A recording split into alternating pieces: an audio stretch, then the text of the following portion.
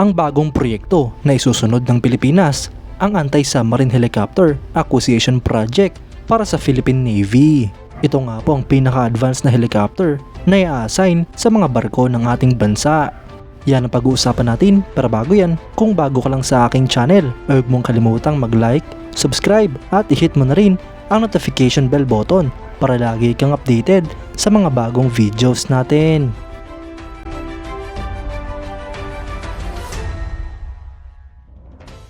Ang bagong Major Military Modernization Project ay naasang i-anunsyo na bilang Phase 2 ng Anti-Submarine Helicopter Acquisition Project ng Philippine Navy.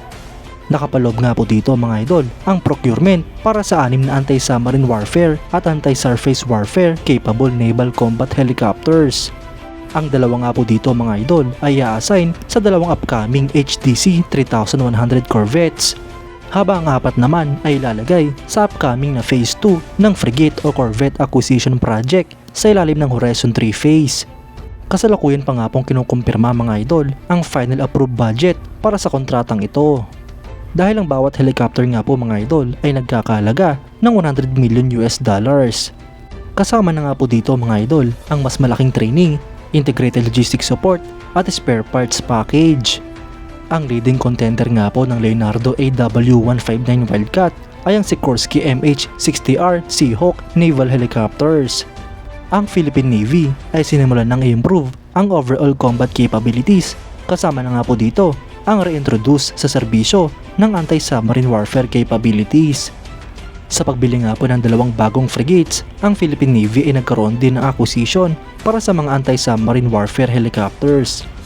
At ngayon nga pong may mga bagong barko na binili ang Philippine Navy, ay kailangan din nila ng mga bagong anti-submarine warfare helicopters. Ang AgustaWestland AW159 Wildcat ay isang British military helicopter. Ito nga po ay improved version ng Westland Super Lynx na dinisenyo upang magserbisyo sa battlefield utility, search and rescue at anti-surface warfare roles. Ang AW159 Wildcat mga idol ay in-offer na sa mga export customers. Ilang halimbawa na nga po dito ang Republic of Korea Navy at Philippine Navy. Ang helicopter na ito mga idol ay unang lumipad noong November 12, 2009 at na-introduce naman noong August 29, 2014. Sinimulan nga po itong i-produce noong 2009 hanggang sa kasalukuyan. Ang mga current military operators nga po nito mga idol ay ang Pilipinas na may 2 units, South Korea na may 8 at United Kingdom na may 34 units para sa Army Air Corps at 28 units naman para sa Royal Navy. Ang helicopter nga po ito mga idol ay pinapalipad ng 2 piloto at may capacity nga po ito para sa 6 na pasahero.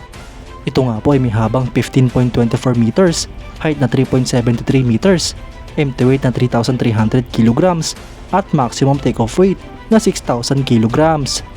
Ang power plant naman nito mga idol ay 2 LH-Tech CTS 804N turboshaft engines. Para naman nga po sa performance mga idol, ito nga po ay may maximum speed na 311 km per hour, range na 777 km, fair range na 963 km, at endurance na 2 hours and 15 minutes. Para naman nga po sa mga armament mga idol, ay meron nga po itong mounted na machine gun para sa United Kingdom variant. Para naman nga po sa South Korea at Philippine variant, ay meron nga po itong K745 Blue Shark torpedoes at Spike Enlos ATGM based anti-ship missiles. Mga idol talaga nga namang subok na at maasahan ng AW159 Wildcat anti-submarine helicopter dahil meron na nga po sa kasalukuyan na mga units ang ating bansa nito. Kaya't hindi na nga po mahihirapan ang Philippine Navy kung sakasakaling bibili pa ang ating bansa ng mga karagdagang units nito. Mas lalo pa nga pong lalakas ang pwersa ng ating bansa at mas magiging moderno ang ating mga kagamitan. Kayo mga idol, anong masasabi nyo? Comment down below for your thoughts and opinions. At yan nga lang po ang pag-uusapan natin ngayon mga idol. Maraming salamat sa panonood. Huwag nyo rin kalimutang mag-like at subscribe bilang suporta sa ating channel. Mabuhay kayo mga idol!